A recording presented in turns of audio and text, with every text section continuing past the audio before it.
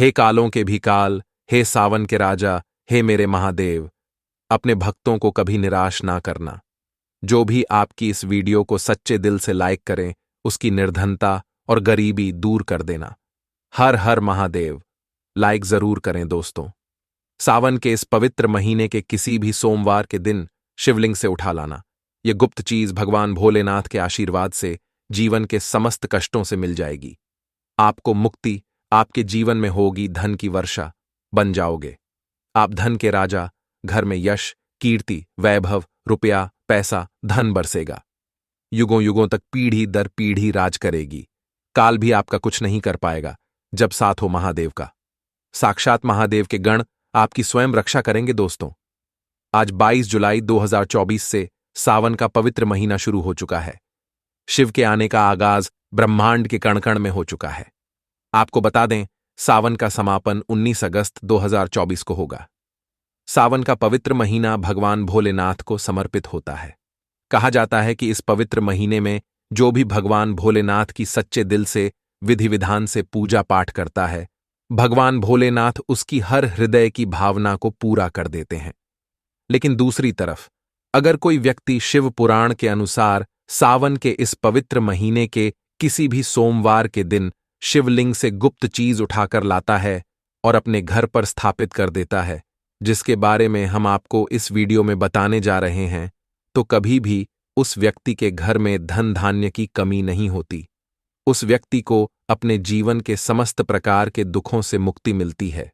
उस व्यक्ति की कोई भी मनोकामना होती है, वह भगवान भोलेनाथ के आशीर्वाद से पूरी हो जाती है।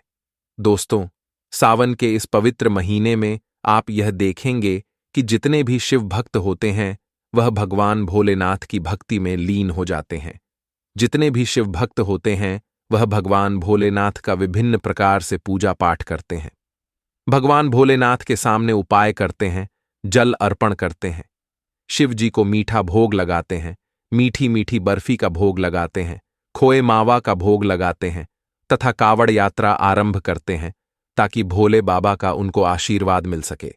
सावन के इस पवित्र महीने के प्रत्येक सोमवार का अपना विशेष और खास महत्व होता है। सावन सोमवार प्रकृति का वह मिलन है।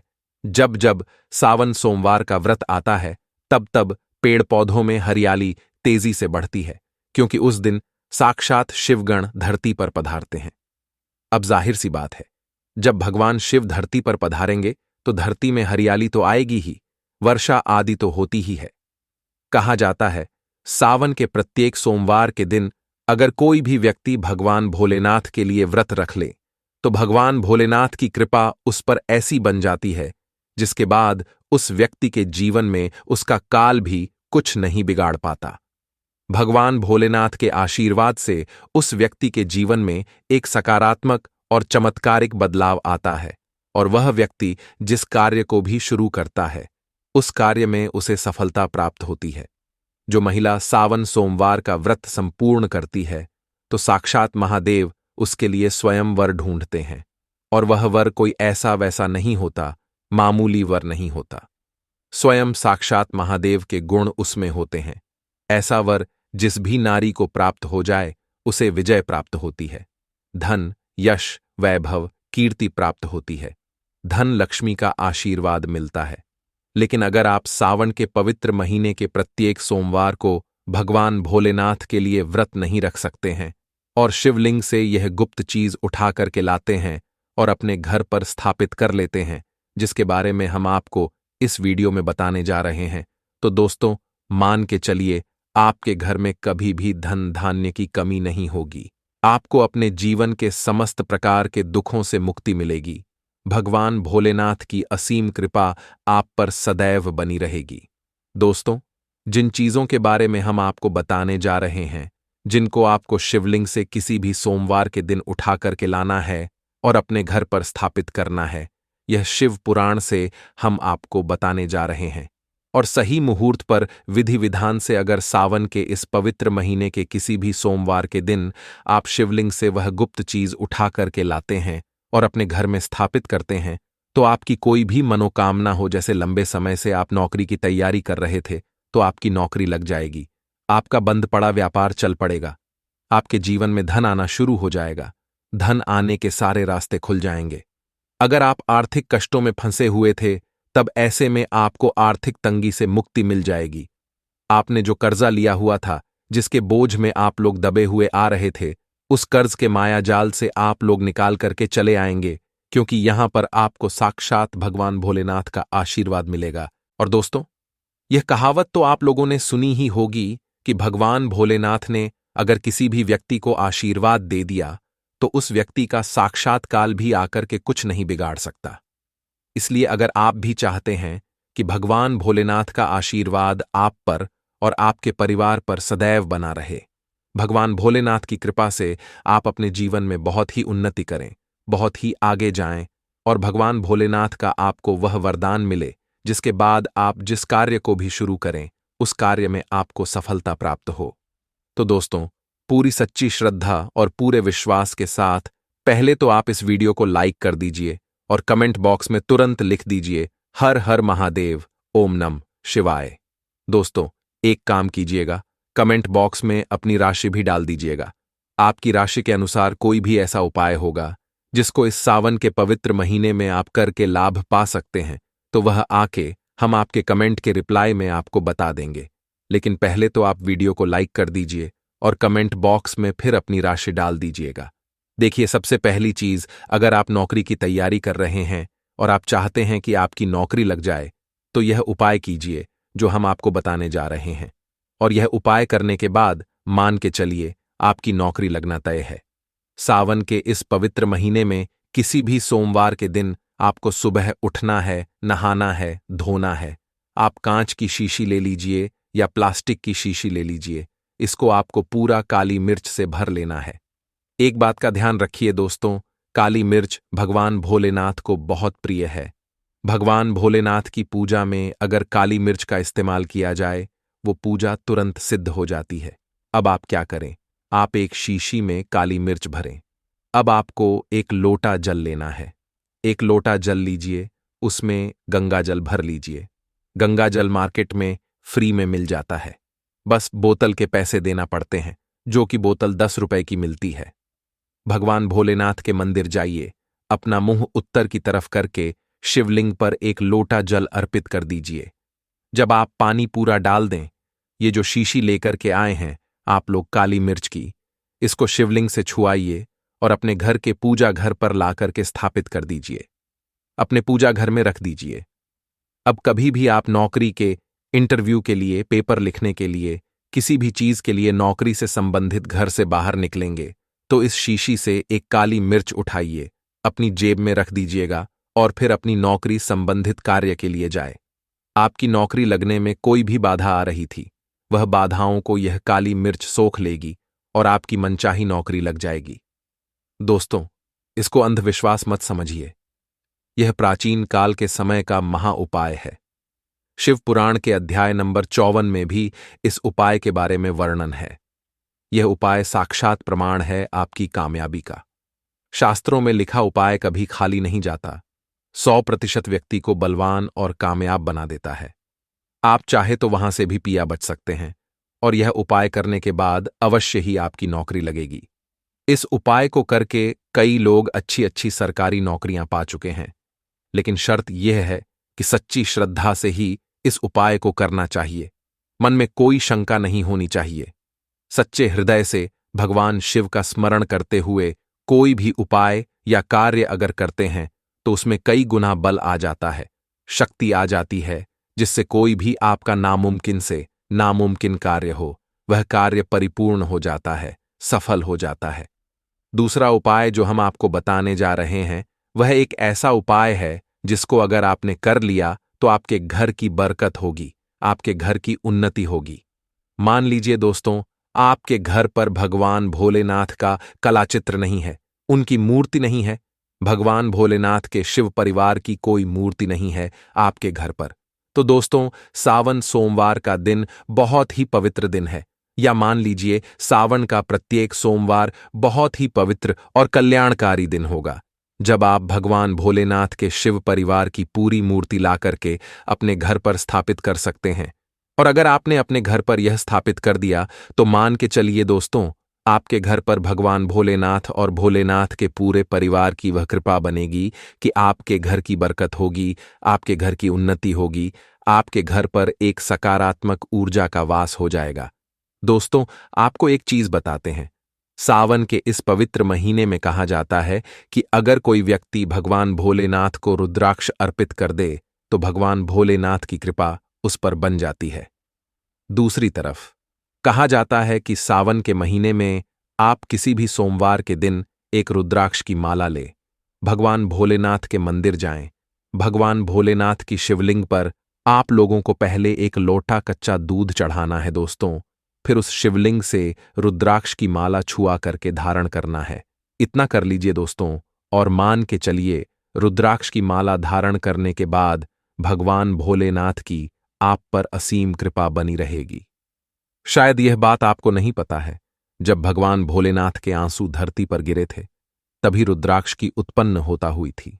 और रुद्राक्ष का इस प्रकार से आपने उपाय कर लिया जैसे हमने आपको बताया है। या तो आप रुद्राक्ष की माला धारण कर लीजिए या इसको लाकर के अपने पूजा घर में स्थापित कर दीजिए और इसकी पूजा प्रत्येक सोमवार को कीजिए।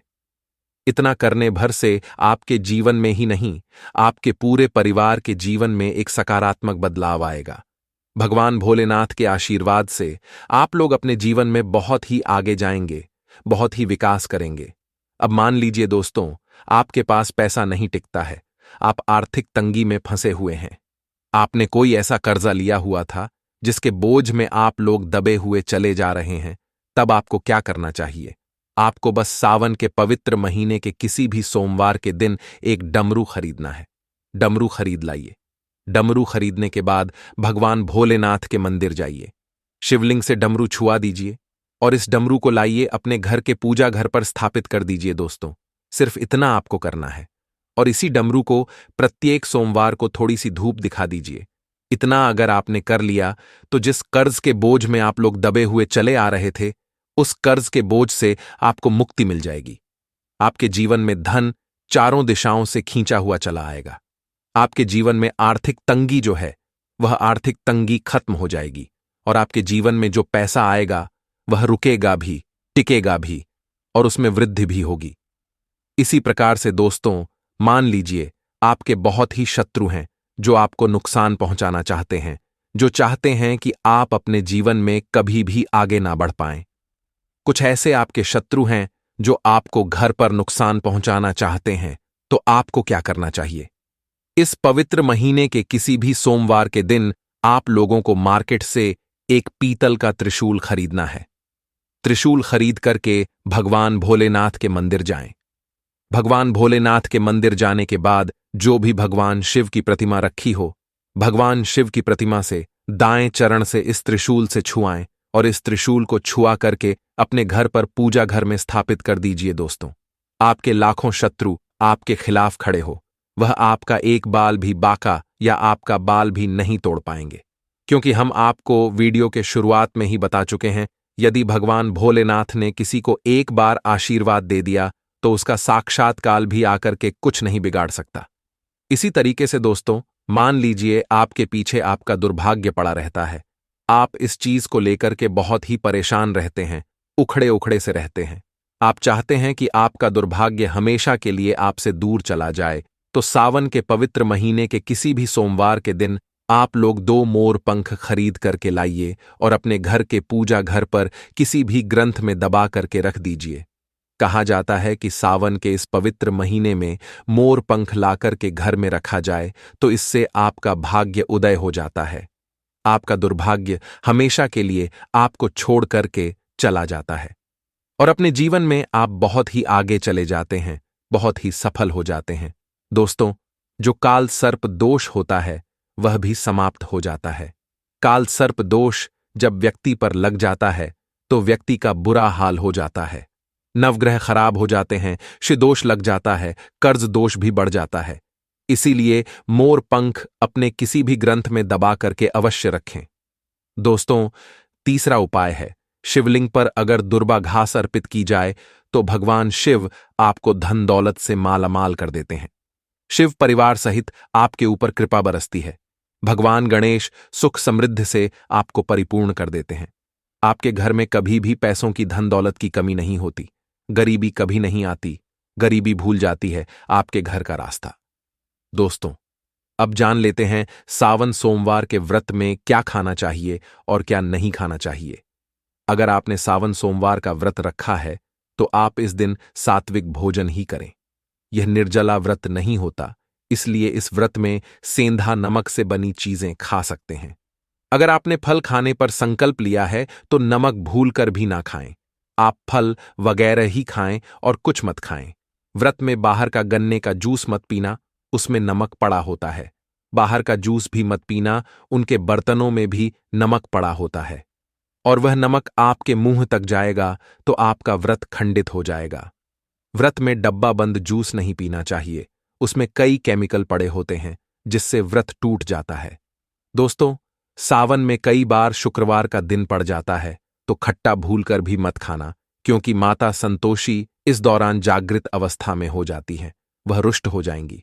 इस दिन आप पानी पूरी, इमली की चटनी वगैरह, खट्टे फल वगैरह जाने अनजाने में भी मत खाना, क्योंकि इससे माता संतोषी क्रोधित हो जाएंगी। एक बार माता संतोषी रुष्ट हो गई तो आपको जिंदगी भर कष्ट भोगना पड़ेगा।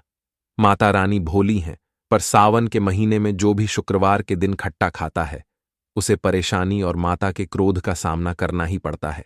सावन में साधारण नमक फलों पर लगाकर या अमरूद के बीच में भरकर भूलकर भी नहीं खाना चाहिए। आप सेंधा नमक फलों पर लगाकर खा सकते हैं। सावन के व्रत में चाय आप पी सकते हैं, लेकिन चाय में नमक मत डालना, इससे हड्डियां गल जाती हैं। सावन के व्रत में दूध नहीं पीना चाहिए, इससे भगवान शिव क्रोध हो जाते हैं। सावन में हल्दी मिलाकर दूध पीने से भयंकर श्राप लगता है। सावन में बच्चों को दूध पी लेना चाहिए, पर घर में बड़ों को दूध नहीं पीना चाहिए। यदि सावन का व्रत अगर आपने मीठा रखा है तो आप खीर पराठा या दही पराठा खा सकते हैं। आप चाहे तो सेंधा नमक से बने आलू के पकवान खा सकते हैं, आलू की सब्जी। व्रत में आटा, बेसन, मैदा, सत्तू, अन्न और अनाज का सेवन नहीं करना चाहिए। इसके अलावा अन्य किसी भी व्यक्ति को मांस, मदिरा, लहसुन, प्याज इत्यादि का भी सेवन नहीं करना चाहिए। वहीं व्रत रखने वाले व्यक्ति को धनिया पाउडर, मिर्ची पाउडर, सादा नमक का सेवन भूलकर भी नहीं करना चाहिए। सावन में चाहे आपका व्रत हो या ना हो, किसी भी व्यक्ति को खड़ी पकड़ा नहीं खाना चाहिए। वहीं पत्तेदार सब्जियां जैसे पालक, मेथी, लाल भाजी, बथुआ, पत्ता गोभी जैसी सब्जियां या साग भूलकर भी नहीं खानी चाहिए। यह जहर के समान मानी जाती है।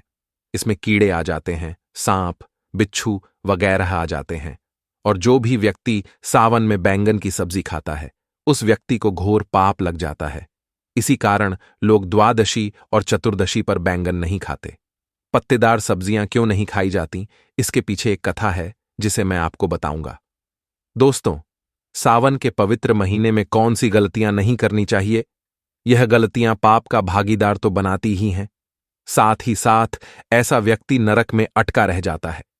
सावन में घर के सभी लोगों को सुबह जल्दी उठना चाहिए और जितना जल्दी हो सके कम से कम पहला सावन स्नान अवश्य करें। परिवार में सबको स्नान करना चाहिए। यदि कोई बीमार है तो उस पर गंगा जल के छींटे मार दें और सावन में किसी भी गरीब का अपमान ना करें। क्या पता उस गरीब के रूप में भगवान शिव हों, क्योंकि भगवान शिव सावन में अपने भक्तों की परीक्षा लेने आते हैं। सावन में देर तक सोने वाली महिला का पति बर्बाद हो जाता है और उसकी मृत्यु निकट भविष्य में जल्दी हो जाती है। इसलिए पति के उठने से पहले सावन में हर स्त्री को जल्दी उठ जाना चाहिए और भगवान शिव की पूजा करनी चाहिए। सोमवार व्रत आपको अवश्य करना चाहिए। ऐसा करने से धन लक्ष्मी का वास होता है। सावन में पति पत्नी को सहवास नहीं करना चाहिए। अगर आपने व्रत रखा है या आपकी पत्नी ने व्रत रखा है तो आप दूरी बनाकर रखें, क्योंकि इस दौरान भगवान शिव की शरण में होते हैं। सावन में घनघोर काले वस्त्र पहनकर शिव मंदिर में नहीं जाना चाहिए। चाहे तो आप घर में काले वस्त्र पहन सकते हैं, लेकिन मंदिर में भूलकर भी मत जाना, और ना ही व्रत में काले वस्त्र पहनने चाहिए। वैसे तो सावन में लहसुन प्याज नहीं खाना चाहिए, पर यदि आपका व्रत है तो उस दिन पूरे परिवार को लहसुन प्याज से परहेज करना चाहिए। सावन के महीने में घर में गंदगी नहीं होनी चाहिए, इससे प्रकृति नाराज हो जाती है। सावन में आपके घर का जो मंदिर है उसमें माचिस के खाली पड़े डिब्बे या माचिस नहीं रखनी चाहिए। सावन में घर में किसी भी व्यक्ति को गाली नहीं देनी चाहिए, चुगली आदि नहीं करनी चाहिए। पत्नी को अपशब्द नहीं कहने चाहिए और ना ही पति को अपशब्द कहने चाहिए। इससे भगवान शिव आपको श्राप दे देते हैं। सावन में जो भी व्यक्ति दूध में हल्दी डालकर पीता है, उसके ऊपर महाकाल का क्रोध बरसता है। सावन में बाल, नाखून, दाढ़ी वगैरह नहीं बनवाने चाहिए। यह आपको पहले कर लेना चाहिए। कोई ज्यादा समस्या हो तो आप ऐसा कर सकते हैं, पर शिव जी से क्षमा अवश्य मांग लें। सावन में शरीर पर तेल नहीं लगाना चाहिए। यदि आपका व्रत है तो आप शरीर पर तेल ना लगाएं। माता पिता का सम्मान करना चाहिए, क्योंकि मां माता पार्वती और पिता भगवान शिव को माना जाता है। इसलिए माता पिता में इन दोनों का वास होता है। मां पिता का आदर करने से भगवान शिव और मां पार्वती प्रसन्न होते हैं। सावन में देवी देवता से जुड़ी कोई भी शुभ चीज उपहार के तौर में कभी किसी को मत देना, नहीं तो भगवान शिव आपके घर से सदैव के लिए चले जाएंगे। दोस्तों, अब जानते हैं सावन के इस पवित्र महीने में शिवलिंग पर कौन कौन सी चीजें नहीं चढ़ानी चाहिए जिससे आपको पाप ना लगे। शिव पुराण के अनुसार शिव भक्तों को कभी भी भगवान शिव को तुलसी, हल्दी और सिंदूर सहित ये 6 वस्तुएं नहीं चढ़ानी चाहिए। पौराणिक कथा के अनुसार केतकी के फूल ने ब्रह्मा जी के झूठ में साथ दिया था, जिससे नाराज होकर भगवान भोलेनाथ ने केतकी के फूल को श्राप दिया। इसलिए केतकी का फूल शिवलिंग पर नहीं चढ़ाया जाता, और वही नारियल का पानी भी शिवलिंग पर कभी भी अर्पित नहीं करना चाहिए।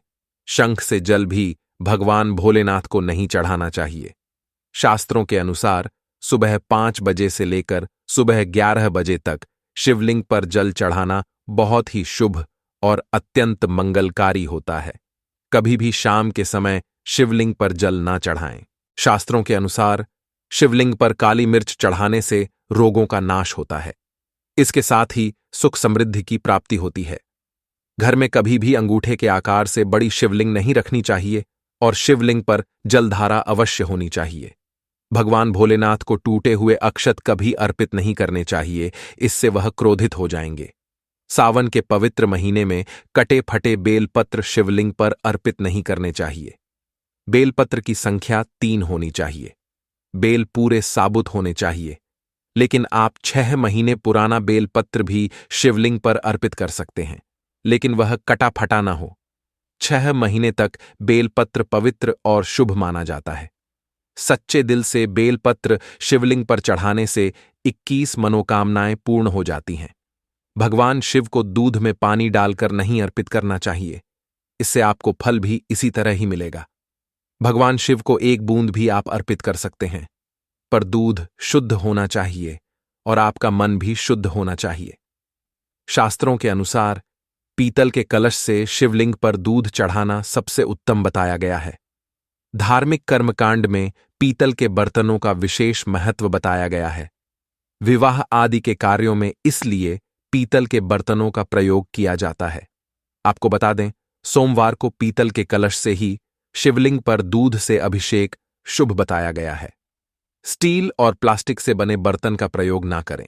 शिवलिंग पर जल चढ़ते समय वह जल आपके पैरों के पास नहीं जाना चाहिए।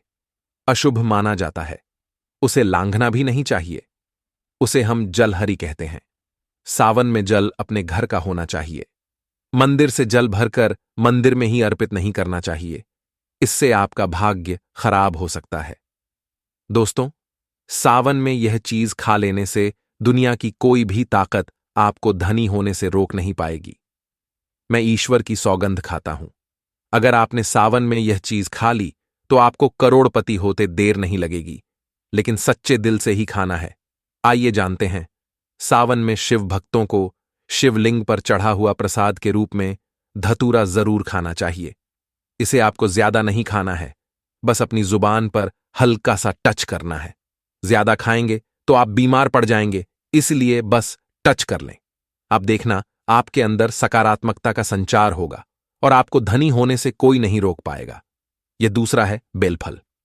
बेलफल प्रसाद के रूप में खाने से माता पार्वती के साथ साथ भगवान शिव की कृपा भी बरसेगी और समस्त 33 कोटि देवी देवता आपको धनवान बनाएंगे। बस ये चीजें आपको खानी हैं और आप खुद देखना, आपको धनी होने से दुनिया की कोई भी ताकत रोक नहीं पाएगी। दोस्तों, आप में से कौन कौन भगवान शिव को अपने घर पर बुलाना चाहता है? तो कमेंट बॉक्स में लिखें, भगवान शिव आपका स्वागत है हमारे घर में।